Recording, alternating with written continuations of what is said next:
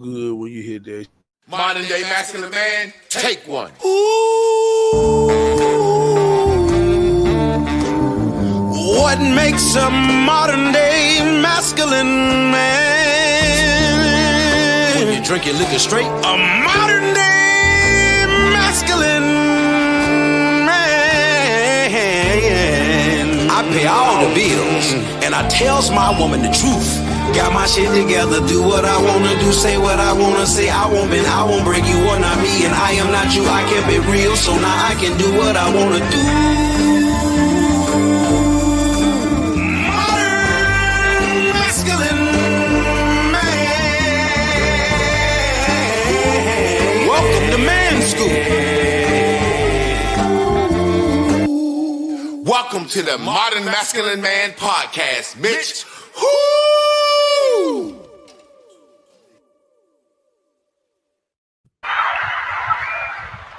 What up, fam? Y'all already ready, needle and threaded. You already know what time it is.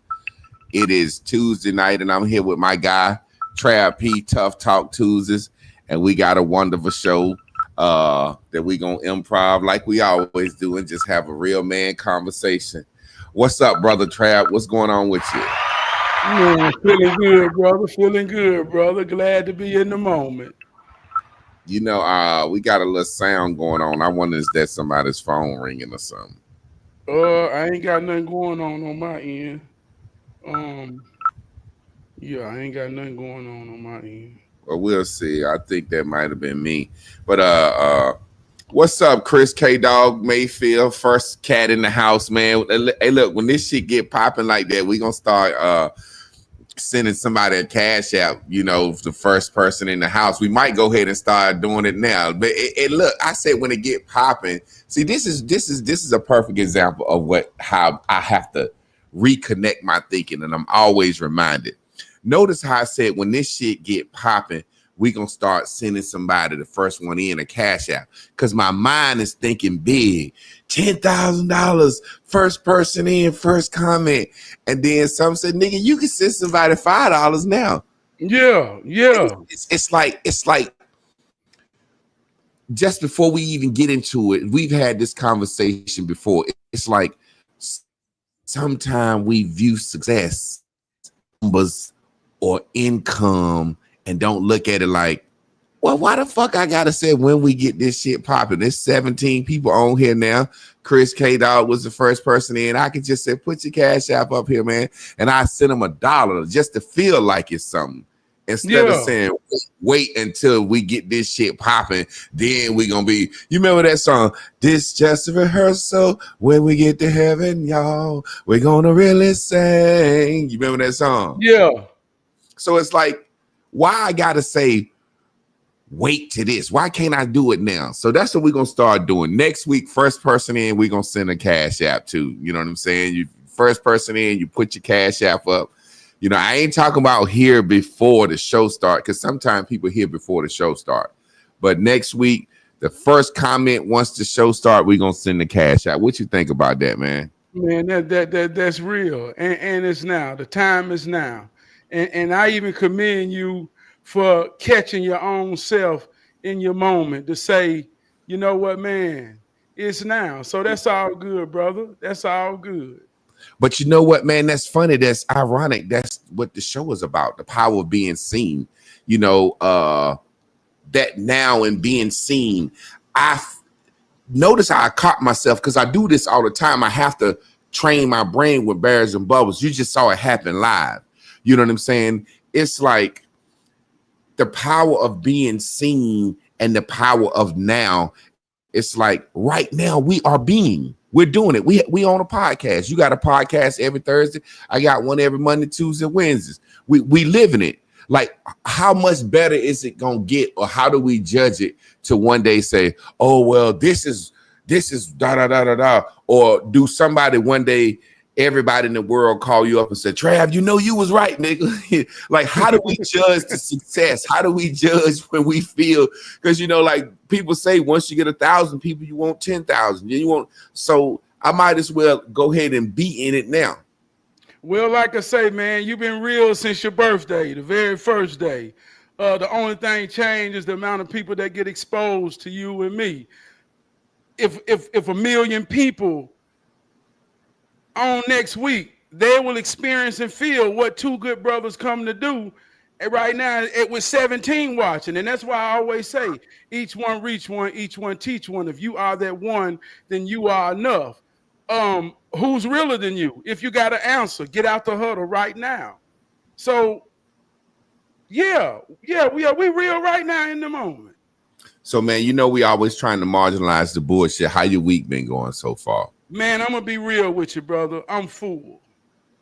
Man, I went on family vacation, summer vacation last week, and just what that represent, the sacrifices that it take to get there, and have those moments that I call memory bank deposits. Man, I came back full, man, and I'm gonna ride that full. Like I say, this is the love season. This is the season of the harvest. After this season, the fall comes, the winter comes, the death. We got to be able to pick a harvest and fill ourselves up with reminders of love while the sun is out and the living is vibrant. So I'm full to carry me through the seasons, man, till I can do it again. It's a beautiful situation because the show tonight is about the power of being seen. But the real spin on it is we spend our whole lives wanting to be seen and want to be recognized and appreciated. But then you get to a point in life, like you just said, where to just be recognized as a good father, as a good husband, a good man in your community, a good man in your church or your lodge or whatever the fuck you into. If you coach little league football, you get to a point where you start to say, man, I just want some recognition and to be appreciated by those around me that are closest to me. You know what I'm saying? Sometimes you feel as a man, we feel ourselves being pulled in so many different ways because we got so many different roles and we find ourselves being drained. And you get to the point where you say, God damn, do anybody around me recognize that I'm fucking kicking this life's ass, making this shit happen? It's a quick hug or kiss, but it's that, hey, I'm proud of you. You know, I don't know how many times I've been told that in my life where somebody just said, I'm proud of you. You know what I'm saying? My wife maybe has said it a few times, maybe 2-3 times. And it's not something that I want her to just start saying just because. You know what I'm saying? I was talking the other day. I never heard my granddaddy tell my grandma, I love you. I never even heard them call each other by first names. Go ask your grandma, ask your granddad, or mom, Paul. So, but they had 60 years together. So it's like when you walk around saying something every day, all the time, it can lose its strength too. I love you. I love you. I love you. Every time you get off the phone, I love you. I love you. I love you. I love you. I love you. You know what I'm saying? But then it needs to be said at varying rates. How often have you been told that somebody told you, I'm proud of you? How many times have you heard that in your ears? I'm gonna say I hear it a lot. I hear it a lot. And I don't say that once again. I don't say that and take that for granted to say that. I put a lot of work in. Those that matter have also put a lot of work in through brotherhood, through my wife, through my children. Great givers make great getters. So we have the power to generate, operate, or destroy cycles in life.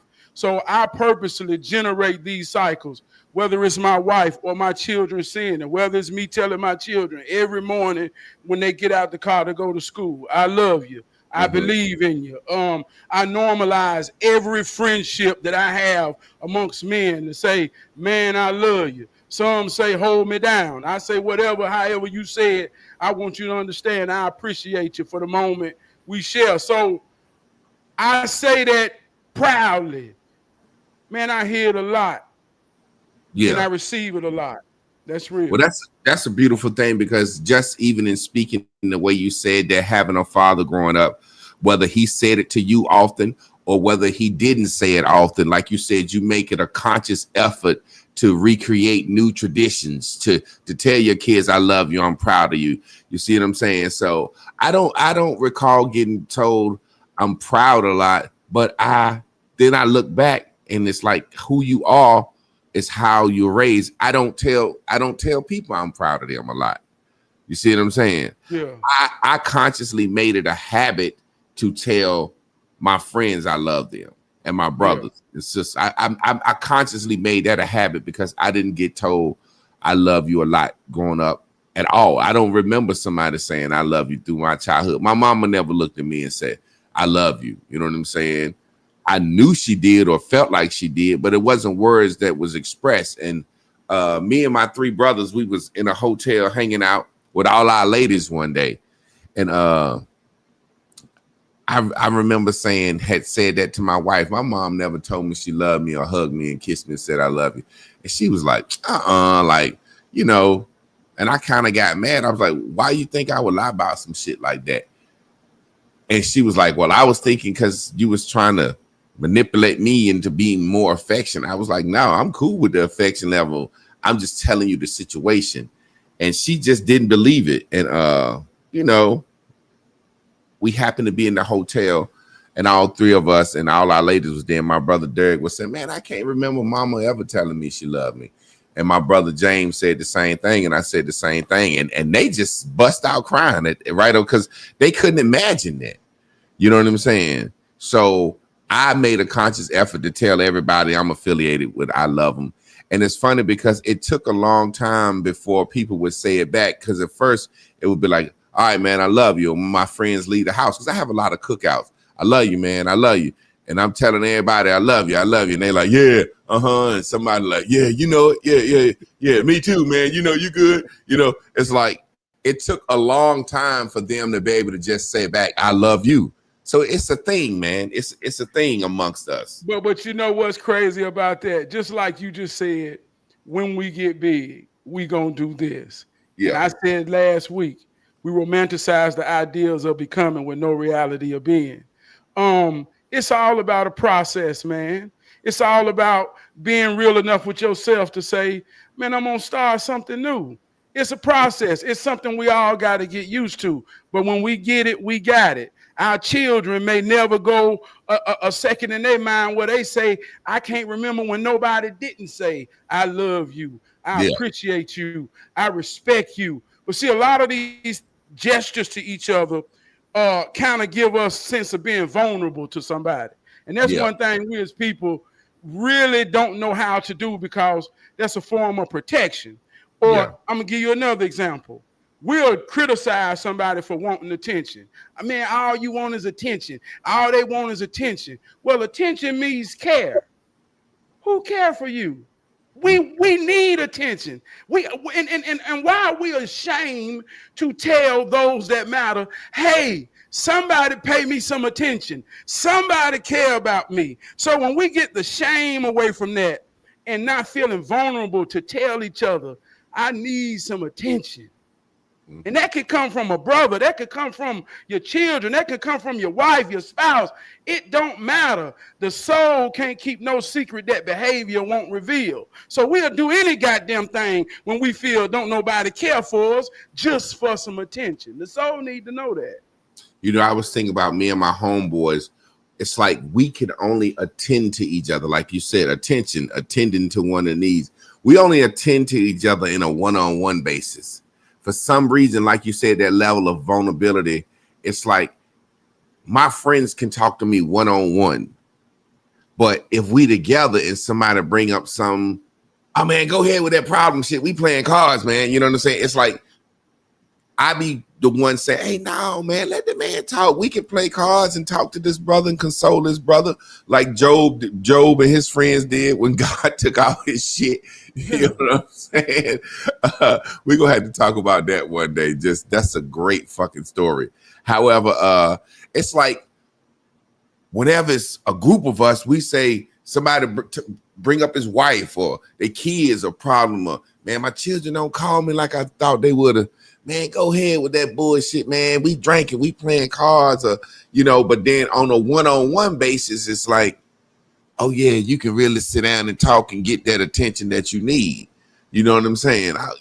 And that's something that I had to get my friends used to too, because I would tell them, I said, man, we all friends, and just being real, we all close enough to, if you tell me some shit, I'm gonna tell them anyway. So we might as well, you know what I'm saying? Or nigga tell you something, or come to you and be like, Beast ain't tell you about this that happened to me. I'd be like, motherfucker, did you tell me? Why you want to know that he told me? Of course he told me. You know what I'm saying? So we might as well talk about it together anyway, because we all gonna know it any fucking way. Because we talk about each other amongst each other any goddamn way. Yeah, and but that comes by way of camaraderie. And that's a real skill to have within yourself in a group of people. That's camaraderie. So when a lot of people don't have that, like you say, a lot of people scared to be vulnerable, to be openly vulnerable. You know, like you say, that one dude, he tell me everything. He called me when ain't nobody looking. And it ain't about no weakness. It's about having a sincere moment, a conversation.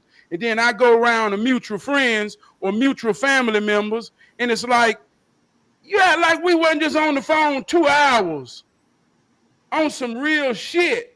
But once they know they connect with me, it's like, you know, so, but you got to respect that.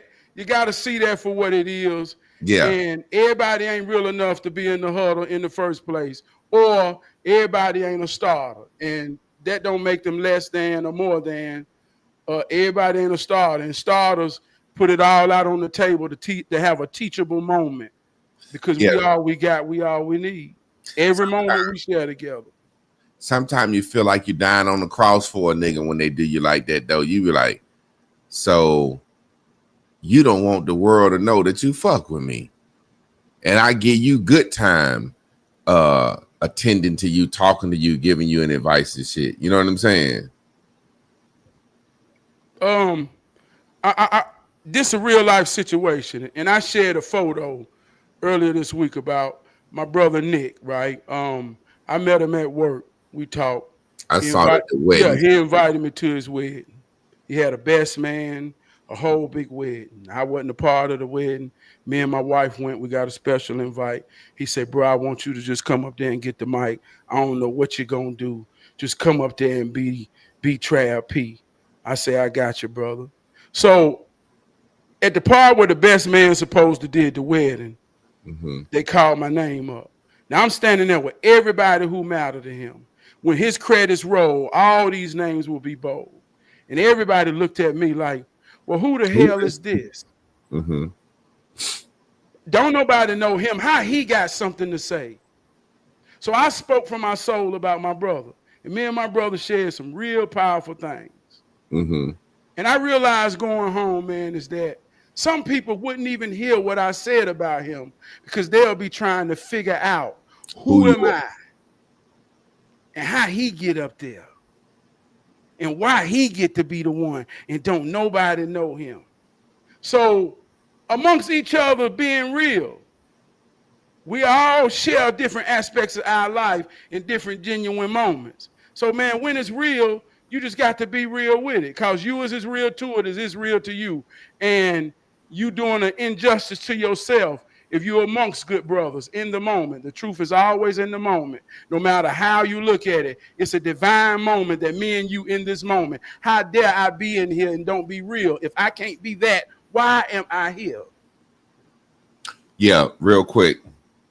I done forgot my sponsorship. I'm gonna lose my sponsorship. Spiritual House says that motherfucker gone now.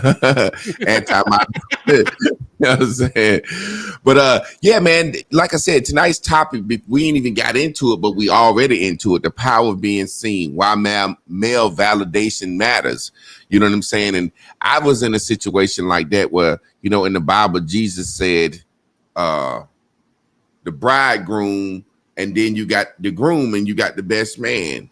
And he like, the best man is the fucking man until the fucking groom come out. You know what I mean? They looking at up there, they like, yo, that's the best nigga. That's his best friend, best man. And but when the groom come out, that's the man. And Jesus says, sit in the back. so that you can be called up front publicly. That's when you look real good. But if you think you somebody and you sit up front and get put to the back publicly, you look like a goddamn fool. Now, I said all that to say, to piggyback on what you're saying, King Randall, you know, that's my little nephew. I talk to him 2-3 days a week. Love each other. You know what I'm saying?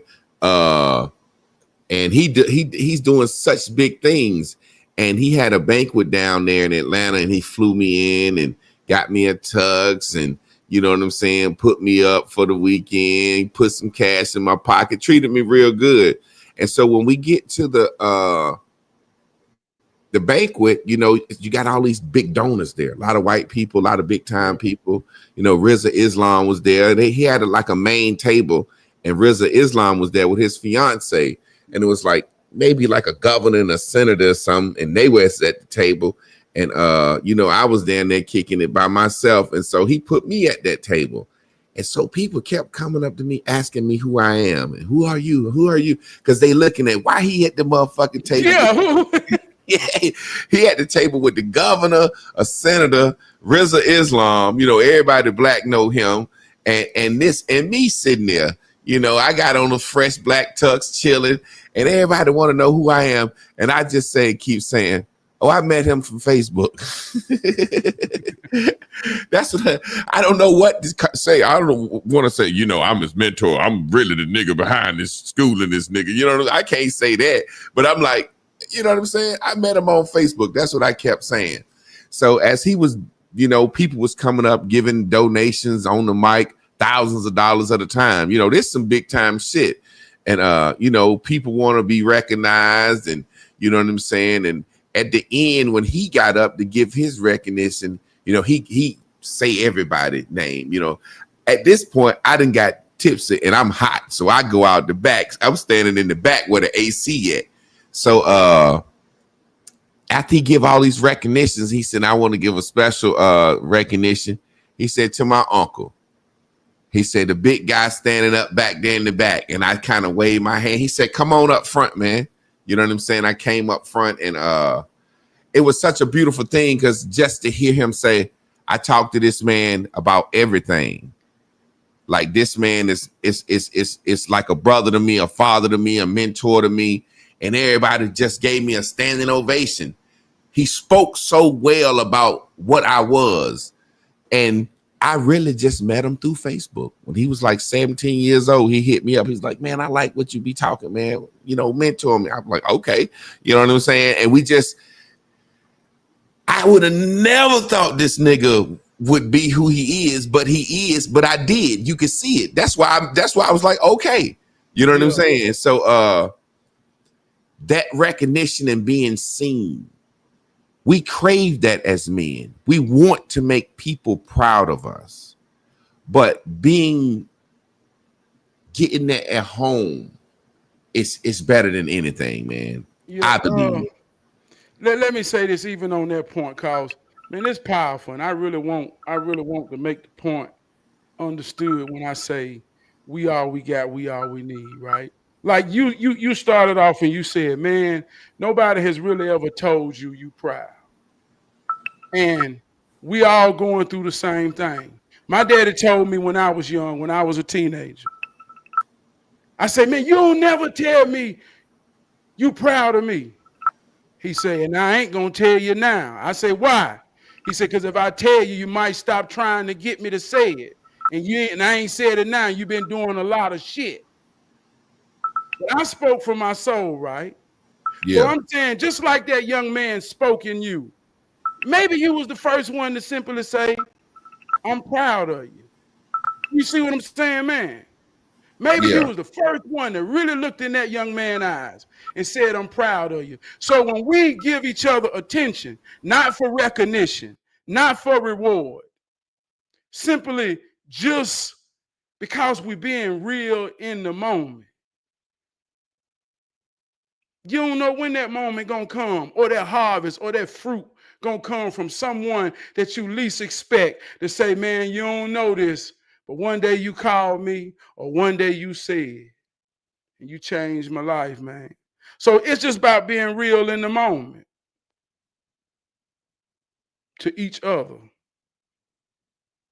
Yeah, my brother. You there, Javon?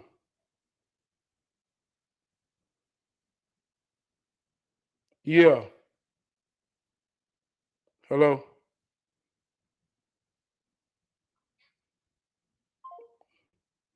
Hold on. I'm still on. I don't know what happened right there, bro. Yeah, well, it's all good. We just had a commercial break. It started getting heavy.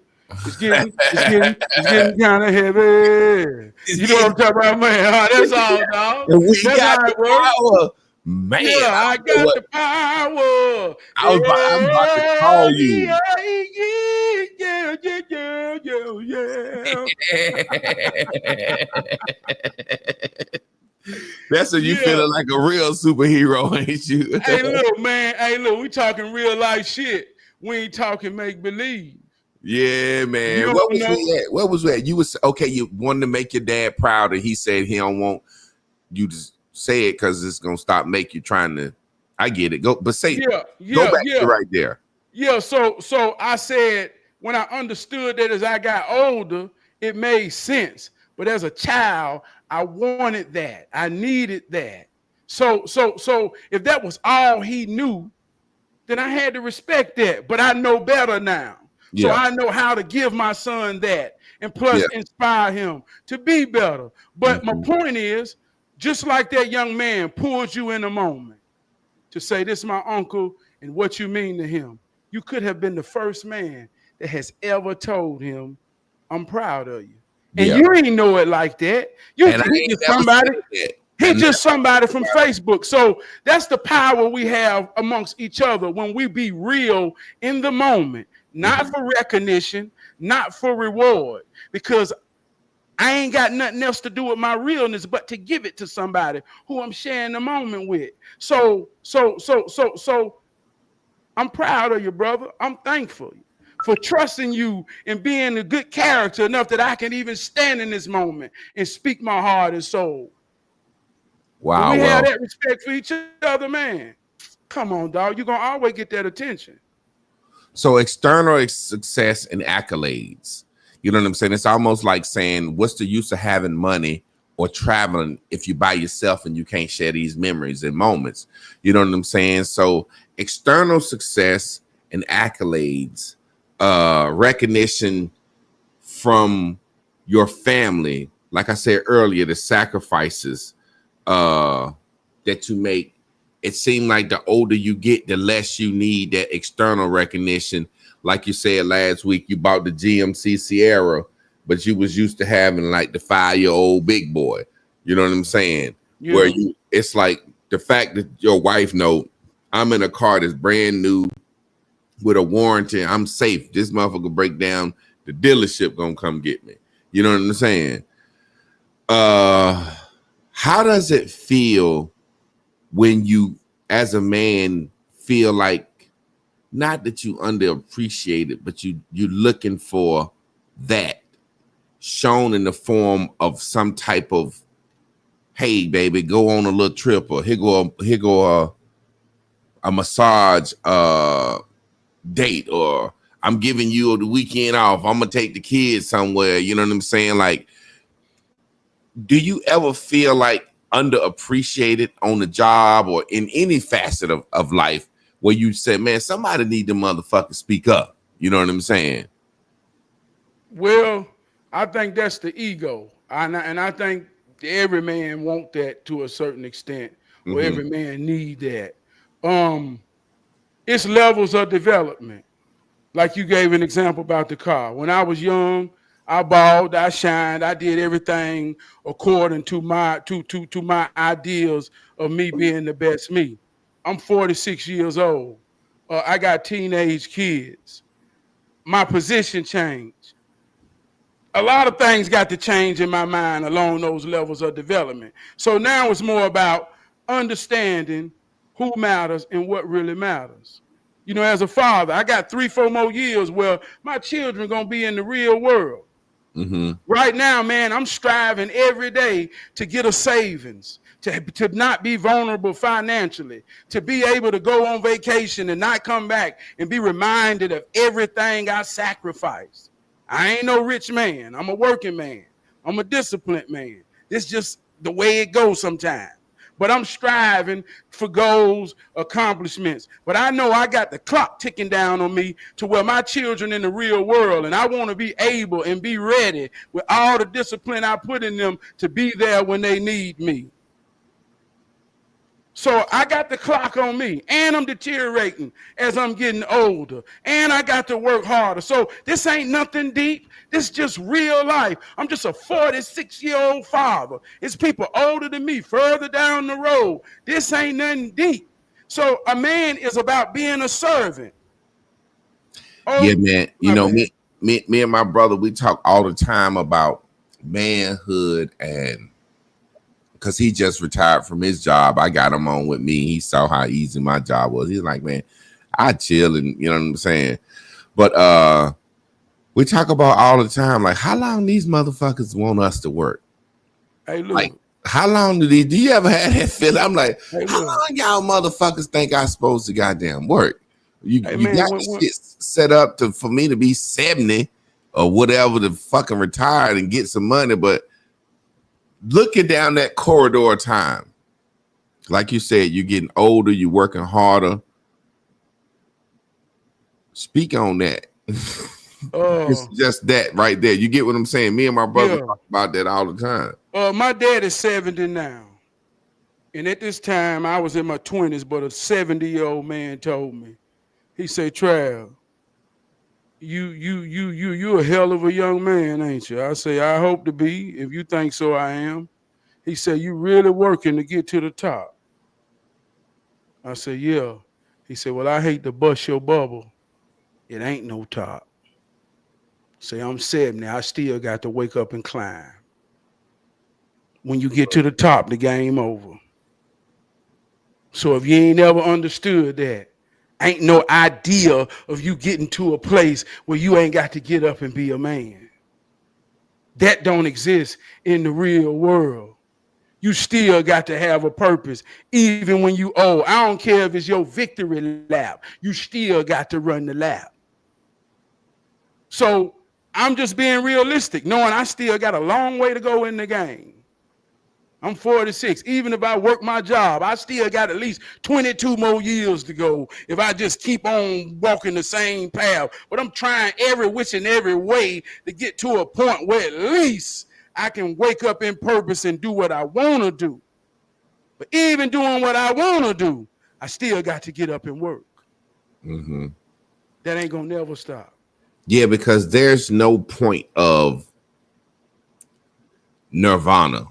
Like in Buddhism, they got this thing called nirvana when you reach this state of enlightenment, and this state, that's what Buddha left all his fucking riches, travel all over the world, you know, helping the poor, looking to feel good about himself and realize, man, that shit don't exist.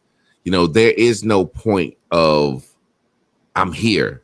I know in my Bears and Bubbles class, I always teach, I said, soon as you get one thing you want, you're going to want something else. Everything we got now, we manifested and we was praying and hoping and wishing for. We got that shit. That shit don't mean nothing now. We want something else. You know what I'm saying? And when I say don't mean nothing, I don't mean it don't mean nothing, but you get what I'm saying. Yeah.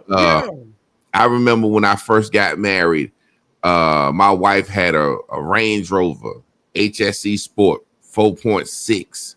The joint Jay-Z was talking about, like 30, 40 extra grand, cocksucker. And when we went on our first date, I said, well, meet me. I'm going to be down at the spot. I said, pick me up from the spot. Because, no, our first date, we went to a club I was performing at, that she came to see me perform. And I said, well, call me when you get outside. I get my man to valet you. And she was like, okay, I'm in a black Ford Explorer. She didn't even realize she had a Range Rover. You know what I'm saying? She said, I'm in a black Ford Explorer. So I'm telling my man, and she like, I'm circling the block. Hey, he ain't coming up to me. I'm blowing the horn and, everything. And So I go out there and I'm like, yo, my man, you don't see him. Like, man, ain't nobody no goddamn Ford Explorer pulled up here. And I look down and I see her blink. I said, maybe there's, I said, are you blinking your lights now? She was like, yeah.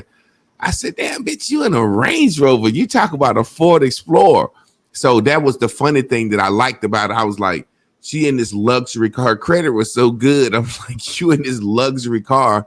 You don't even realize you thinking you in a Ford Explorer because Range Rover, Ford Explorer sound similar. Point being, when we got married, she was like, well, I want to get you a new car. You know what I'm saying? We married and, wanting to have that look, ego. And I'm like, well, shit, we go down to the dealership with her credit and they like, what you want? And I'm like, what you mean what I want? You know what I'm saying? They was like, which car you want to get? And I just said, I want that white CLS 555 Mercedes Benz, the Maybach one. He was like, okay, gave me the key. And I'm just like, damn near coming.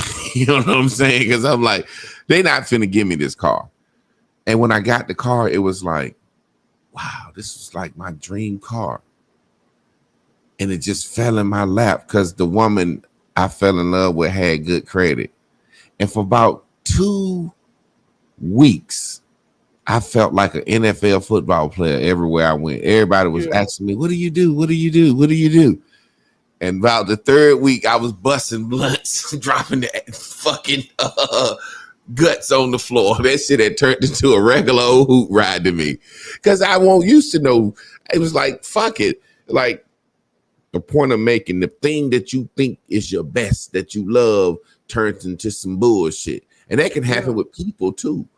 You see what I'm saying? Yeah. So like you said, that's why I got so quiet when you was like the 70-year-old dude. I'm like, damn, even if you retire from your job and you ain't working no more and you can go fish every day, you still got to get up and be a man. You always gonna have man responsibilities. You got a wife, you got a family, you got people depending on you. If it's just for wisdom, you know what I'm saying? So you still going. I was sitting here like, damn, I remember my granddad is 75 years old riding around goddamn with a truck hauling wood during the winter. I said, Granddad, why you always do this shit? You know what I'm saying? Like, boy, you got to stay active, stay moving. You know what I'm saying? He's selling wood $50 a load to the white folks with the fireplaces. Well, and look how deep this is, or it ain't deep. You know, like my granddad used to say, she was just like her mama. She is never satisfied. If you got a woman, she ain't gonna never be satisfied. And stop thinking that's wrong. That's what make the wheel turn. Mm-hmm. That's what make you real. A man is real as his reason. If money ain't a thing, like we asked the other week, if money ain't a thing, who are you? What can you do? What can you do? So at a certain level of age, like you said, you got to treat life like a woman. You got to kiss her. You got to keep her simple and sweet. You see what I'm saying? Mm-hmm. Keep it simple and sweet. The more and more you simplify her, the easier it is you realize what really matters to her.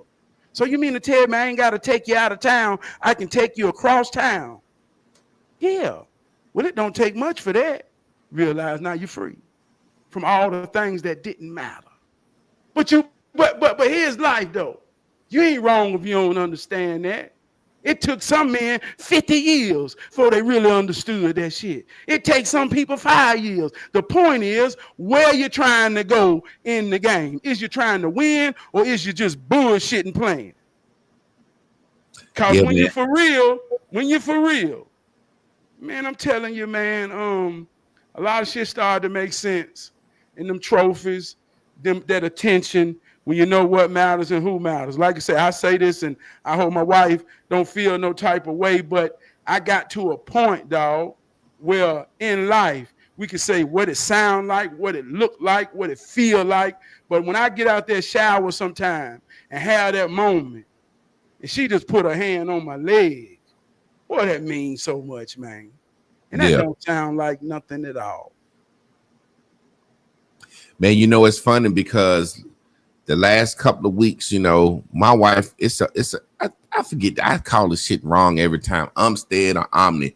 It's a hotel up here that do like massages and all that shit and fucking pedicures and real nice hotel. I think the shit costs about $400 a night. You know what I'm saying? And then it's got to have events and shit there. You know what I'm saying? And she always say, I want to go there and do this and do this. And I always would be like, do it. Like, why don't you do it? Like, Chris, there's money there for you to pamper yourself. Like, do it. Just go one time. And I would always say that. And she would never go. You know what I'm saying? She would just never go. And then she was like, nah, I ain't paying no $400 for no room for no one night. You know what I'm saying? And I didn't know was she felt like that's too much beyond principle, or felt like we weren't wealthy enough to do it. You know what I'm saying? So I would always encourage her to do that shit. And she been saying this shit for like 10 years. One day my homeboy recommended us we eat there, and we went and ate there, and they had such great food. And when she seen all she had, she been saying she gonna do this shit for 10 years. So I've been saying, do that shit. You know what I'm saying? Then I got to the point where I was like, fuck it. I ain't thinking about this shit no more. So she finally went and did it. She had to take a test with her teaching license, and she just went and got her a room and stayed there and ate and did all the little whatever massage shit. And they had like events, and she got there and she got to sit with some white women that do shit like that all the fucking time. That's what they do. And she got a different experience, and she met a couple of little white friends there and just had a wonderful time. So now the last like two weeks, she been going. Now I'm like, I know she been going. Yeah, at first I was like, do that shit. And then it's like she going. I'm like, this shit cost $400. Like, she like, what you ask for. You just might get it. Yeah. And I don't be looking at the bank accounts like that. You know what I'm saying? But I'm laughing. I hope she ain't even listening at the show now. You know what I'm saying? But so now it's like become a thing. Like, I'm gonna do this once a week, and I'm like, but I'm like happy as a man. It's not a flex. But I'm saying it on the show to say the internal happiness that I have for her to be able to do that. Like your old lady rubbing you on the leg. A moment of her saying, okay, whether she that frugal, whether she just think it's out of her price range or whatever, that she's comfortable enough to say, I'm going to do this for myself. And as a man, it makes me feel so good because she does so much. And if I wouldn't have told that story right there just now, it wasn't like I got no recognition for it. So like I said, the things that are more private that I know I'm doing and handling business kind of make me feel better than the things openly, the credit I used to get openly for things. You know what I'm saying? It's like, and a lot of times I always call it the silent boos and the loud applauses. The shit that ain't even happening anyway, that we doing for, and we creating who we think clapping in our head, and they might not even be paying no fucking attention. Yeah. And we create who booing us. Like in our mind, we like, these motherfuckers over here booing me. They don't like me. And you see what I'm saying? Especially when you put yourself out here in the social media world doing your hero training.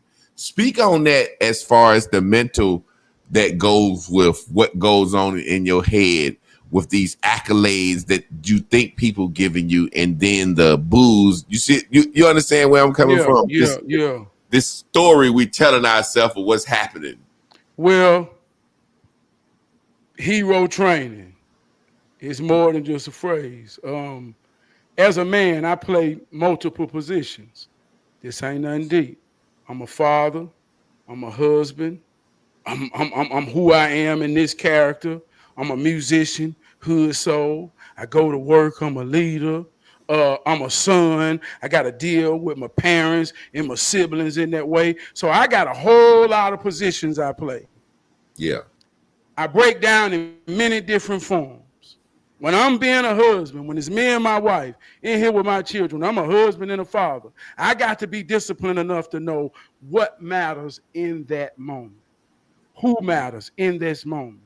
And I got to be all into it. So this one thing about life, about polarity. A man operates through logic and action. A woman operates through her emotions and feelings. It's a cycle. If you got a woman, if she yours, I say, man, it's a powerful thing to be mine. I'm talking about mine. But you got to think about yours. Do you really know how to work your woman and how she works? If you really do, you know exactly where to go to make her feel or turn her on or turn her off or turn her sideways or turn her upside down. And if you ain't paid that much attention to somebody that's yours, see, we get, ain't nobody mine. No. Your woman better be yours, and you better pay all the attention to understand how she works. And that's vice versa to a woman too. If he your man, you better know how he works. So when you understand how to work that in that moment, playing that position, who really than me? Nobody. You see what I'm saying? So I'm just saying this in that moment, right now, my wife and my children, they ain't in this moment. I'm hero training. I'm working it with all my goddamn might. Yeah. When I'm at work, I'm working it with all my goddamn might. Like we'll say, don't bring work home and don't take home to work. That's because you're in two different positions. Realize your position, and you got to play that motherfucker for real. Ain't no downs off. If you don't play your position right about something that's yours, I've saw women come to work dry like a desert. See, they call her Mother Earth for a reason. The earth need water to replenish itself, to grow and be vibrant. When a woman ain't getting no water, just like we can talk as men and say, man, ain't nobody told me they proud of me. And a woman can say the same thing, but she got a man that's supposedly be his, but he ain't dropping no water. And she come to work and the soul can't keep no secret that behavior won't reveal. And you just say, good morning. Thank God your glow ain't red like shown up. Yours cold like goddamn Bruce Leroy, but that water hit her soul, and you realize how vulnerable every goddamn thing is to a man that don't understand what attention in his position is. You man, ain't nobody above that. That's why you think this term work wife or work husbanding came such a big thing. You know, it's always been a thing. You know what I'm saying? A woman in the workforce. You know what I'm saying? Because that was abnormal. you know what I'm saying? As a man, we know in the workforce, there's certain things you have to deal with that a woman's emotion may not be able to put up with like a man. That ain't saying she can't work or she gonna quit the job, but they process and deal with that pressure of having to work. You know, I work third shift, and it's what I do is so chill. I go in at night because I like to do my job when ain't nobody there. Because the office, there's so many women there, but there also be some women that they're at night, and most of them are single, educated, and it's they're like their overtime. They make super amounts of money for what they do. But long story short, I was talking to a sister one night, and she was just flexing, bragging about her and her husband and blah, blah, blah. And it's an 8-hour shift. So I was down there, and, you know, she was talking to me and just kept talking. And she was like, why you seem like you ain't responsive? I heard you talk a lot. I said, well, you just going by what you're seeing on social media. And I finally said to her, as she started delving into all her problems, I said, do you think it's got anything to do with the fact that you married and you already work a day job and you come out at night?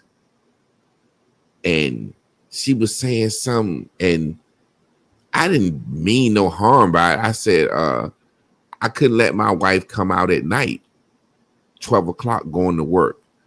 And she thought I was like attacking her husband. You know what I'm saying? Attacking her husband's character. Like, he make this much money. I said, woman, I ain't talking about no money. I said, I'd be nervous leaving the house at 12 o'clock at night. When I walk around my goddamn hedges, I be goddamn looking both ways. You know what I'm saying? She thinking I was attacking her. And but as she got into it and I said, I'm not attacking you, she started breaking down, explaining she don't like the fact that she got to come out at night and work to make extra money and blah, blah, blah, blah, blah.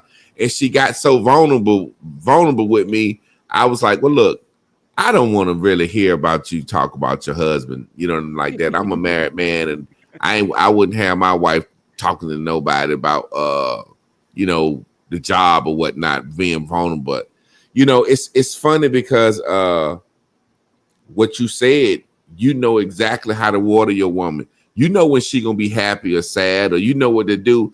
And the thing that came to mind when you said that, I be so happy knowing that I done put shit in order.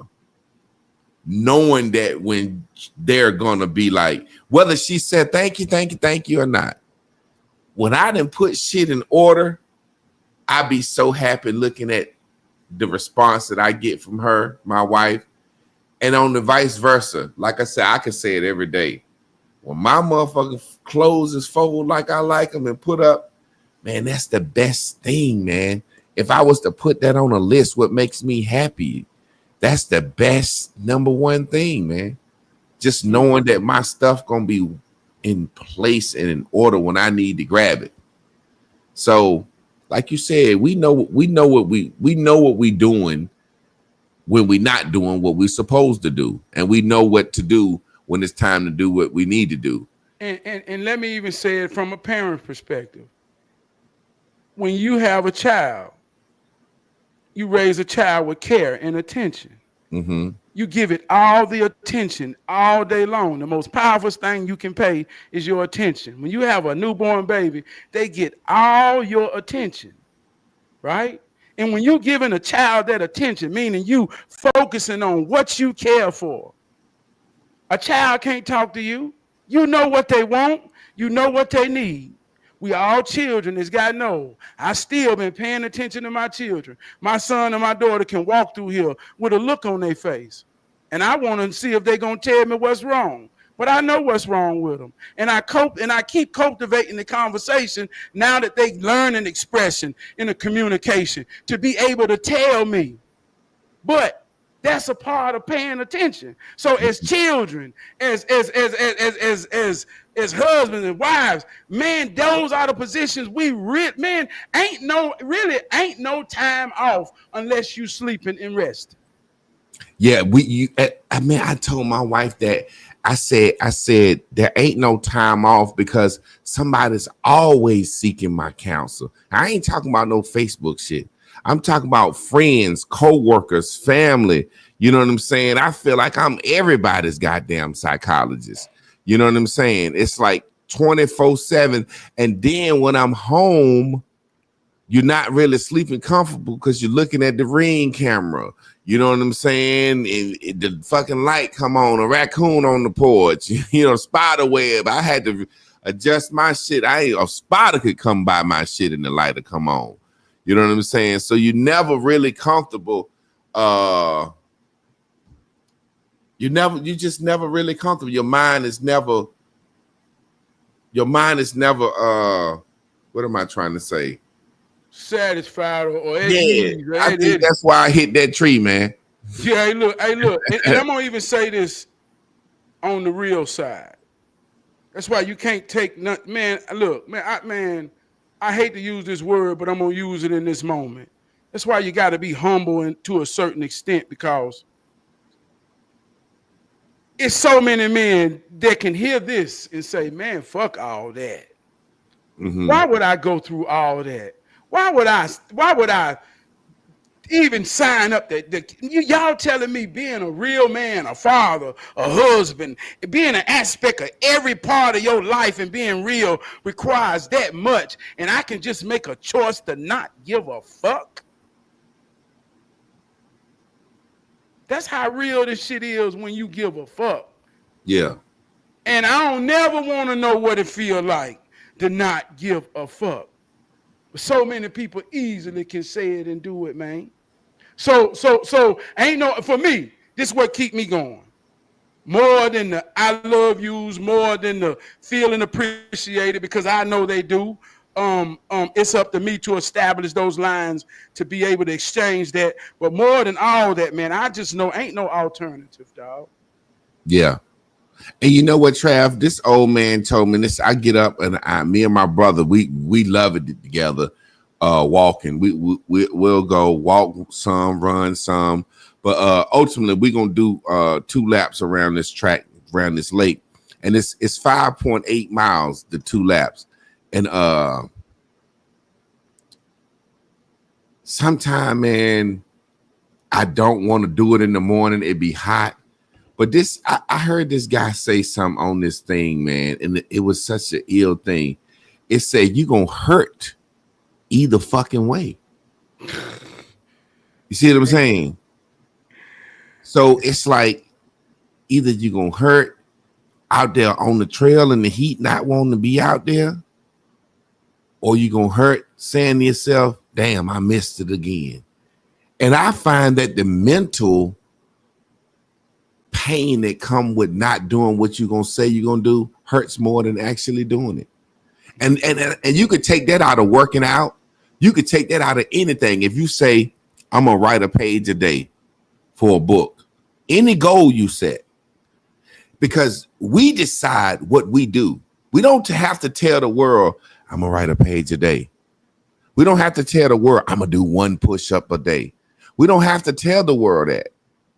I'm gonna drink 1 glass of water a day. But once we say it to ourselves, the God in us, what we gonna do, and then you don't do it, man, that shit hurt. And I mean everything. And when you don't do what you say you're gonna do to yourself, you know what I realize? It shows a lack of self-love. Come on, man. Every time I don't do what I said I'm gonna do. I ain't talking about if I tell somebody else I'm gonna do something and I renege on them. Fuck that. I don't feel no type of way about that. You know what I'm saying? But boy, when I say I'm gonna do, I got this thing now.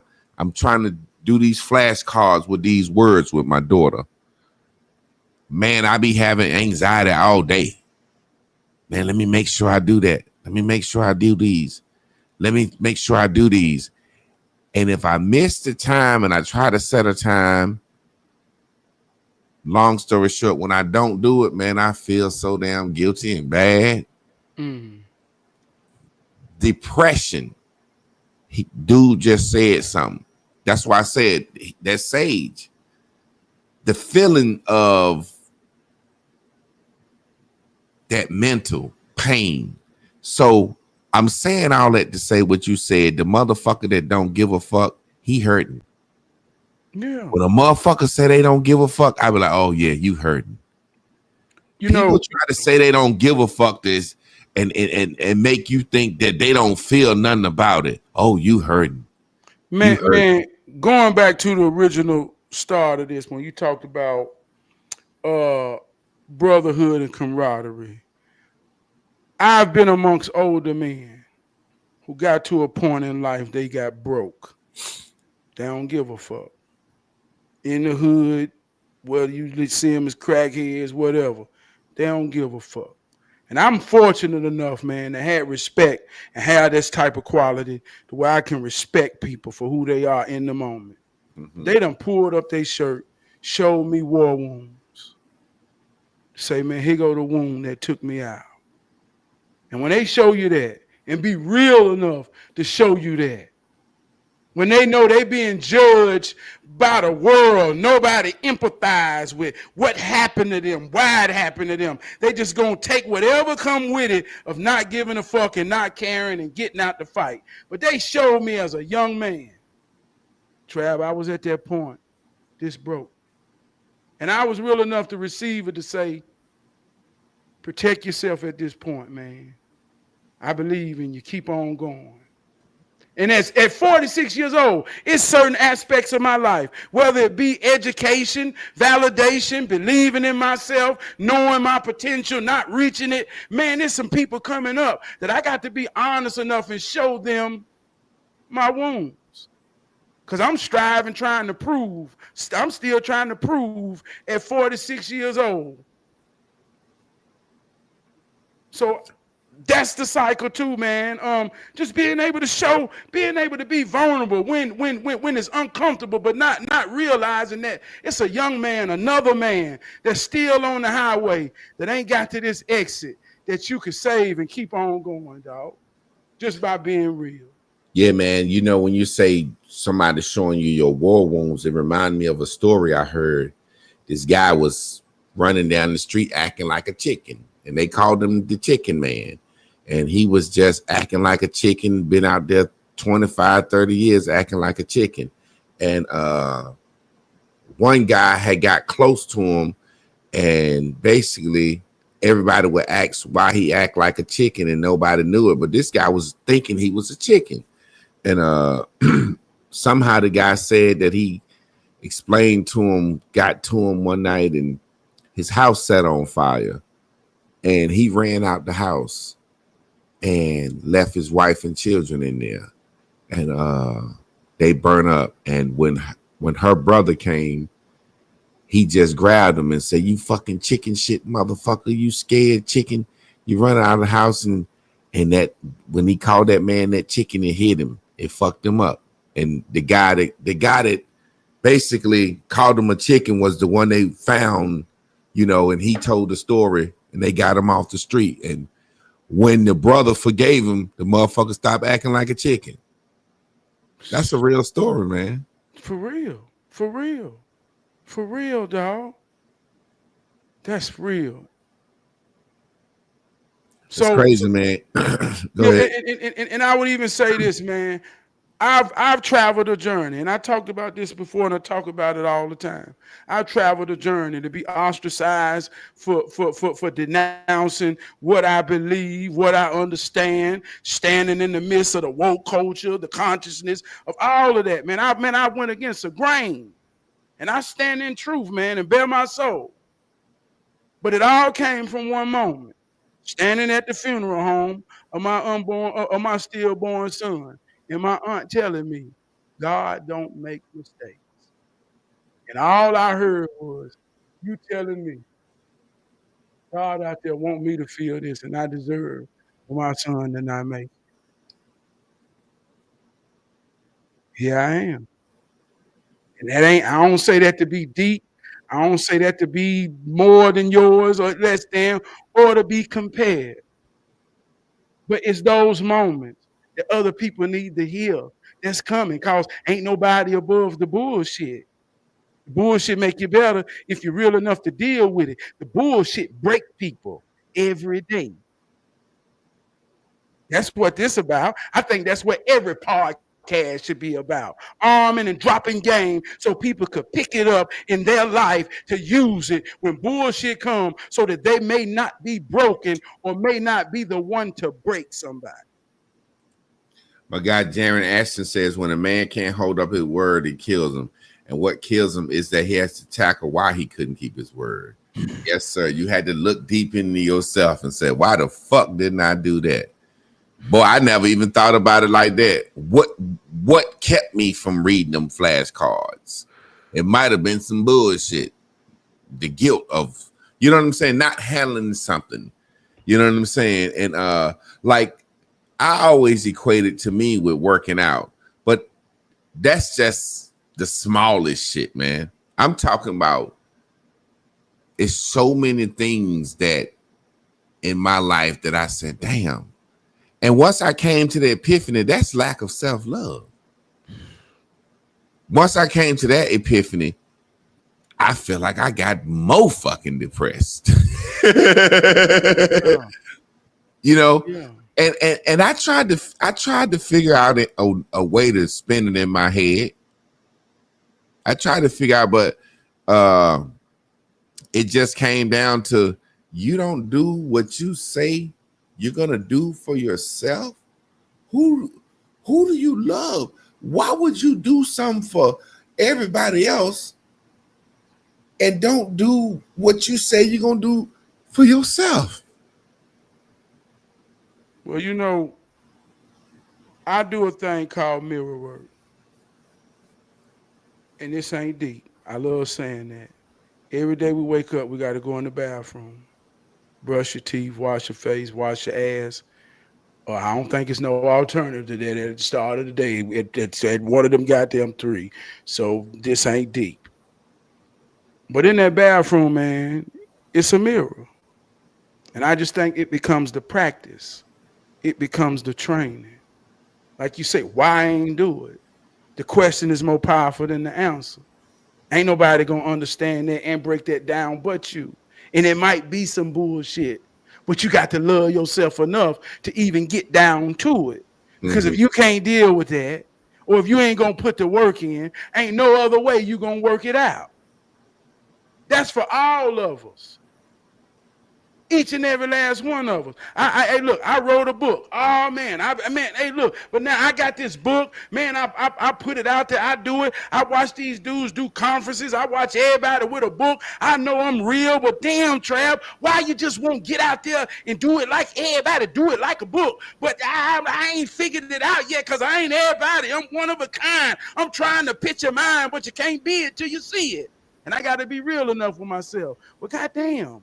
Why you don't see it? So, like I say, that could sound confusing, depressing, but we all going through the same thing. It's a man with $1 million. When you thinking that all I need is $1 million, it's a man that got $1 million, that got the gun to his head, saying, fuck this shit. So it ain't about comparing it to nobody else. It's just about being honest enough. And that honesty got to start in the mirror. Because when you leave, every position that depend on you, or the positions that you play, gonna benefit from it. Ain't no different in logic on the field. You can be going through whatever the fuck you going through in your head. But if you the receiver, motherfucker, catch the ball when it come to you. Please. You goddamn right. You better catch the motherfucking ball, Jack. Please, hey, look, please catch the ball. We got motherfuckers blocking like hell. We got hey, look, man, we got 10 other people doing some real shit. Please catch the ball. Yeah. And ain't no alternative to that. If the receiver don't drop the ball, if the receiver drop the ball, ain't no alternative. Please catch the ball. Hey, daddy, please be a father. Hey, mama, please be a mama. Hey, wife, please be a wife. Don't drop the ball. Man, that's my biggest saying on this earth, man. Do your duty. Do your duty. Please do your duty. And it's okay. It's okay if you honestly drop it. We're gonna practice. We're gonna work it. But if you honestly dropping, everybody know you really gave your effort. But everybody know, man, this motherfucker ain't even running the route right. Man, get this motherfucker out. Get this motherfucker out of here. Come on, man. Hey, Trav, man, we got to get out of here, man. I got to get to the spot early tonight. It's 10:10. Look, that's perfect timing. It's something about the universe. I told you I don't look at the clock. If I do, it's 10:10, 12, 12, 11, 11, 1, 11, 5, 55, 4, 40. It's just something about it, man. I don't know what's going on. It's been like that forever. Yeah, man, but I appreciate you, man. And yeah, good conversation, man. You said a few things tonight that really, really, really made me think. And like I said, it's like going to a DMX concert with you. It's like going to church. Like, you know what I'm saying? I went to see Goody Mob at the Duke Square. It was like a fucking spiritual event, man. So that's how I kind of look at. But every time I see your logo, it remind me of that Still Standing Goody Mob album with the tree roots on it. Yeah. So Yeah. then you be singing and shit, you bald headed. So I got you in my phone when I first got your number. I put the real CeeLo Green. I said, Yeah. fuck Yeah. CeeLo. I said, this nigga is the real CeeLo Green. It's funny because Yeah. I'm like, this nigga is like CeeLo Green to me, but he realer. So I put you as the real CeeLo Green. Yeah. Yeah. I appreciate that. I want to get out of here, and I want to say this in this moment. Man, I wrote another book. It's called The Power of Position. And this is a football book. This is a football book. Hold on. I just want to show you this, and I'm gonna get out of here. I just want to show you this. It break down every position in the game, every position to show you that I start off. I say, what's the most powerful position on offense and defense, and then I ask you, what position do you play in your prime? And if you can't line up the three positions, then you need to get off the field because the most powerful position is the one you play. And as long as 10 other people think like that, we can't be stopped. Is it on Real talk. Amazon? Yeah, it's on Amazon, man. So I'm gonna the check it out. power position. Hey man, you kicking ass with these books, man. It's really inspiring me to do one. You done wrote 2 books. Miss Carla just finished the book and another book. It's like all these books being written around me. It's prophetic. And I've always said I was going to write a book. I've got titles for names of books that I'm going to write. You know what I'm saying? And that's one of those things, like we say, that bother me too. You know what I'm saying? When I say, man, you can write a fucking page a day, motherfucker. You know what I'm saying? That shit bother me every day. And nigga, you writing more books, but they say iron sharpen iron. So I'm gonna get at it. But I gotta figure out that why. Like Jaron said, I gotta figure out that why. I gotta look in the mirror, assess it, be honest with myself, and then goddamn bust a move. There it is. Hey, look, run the play. You already know it, Trav.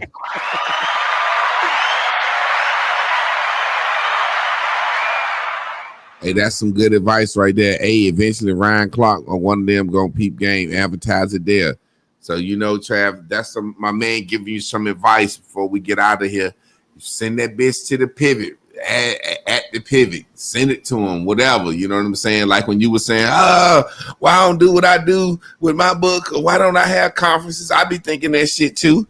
You know what I'm saying? But I think it's just all about vibration. When you feel right, you can do exactly what you're supposed to do. That's real. Hold it down, fam. Y'all be good, peoples. See y'all next week.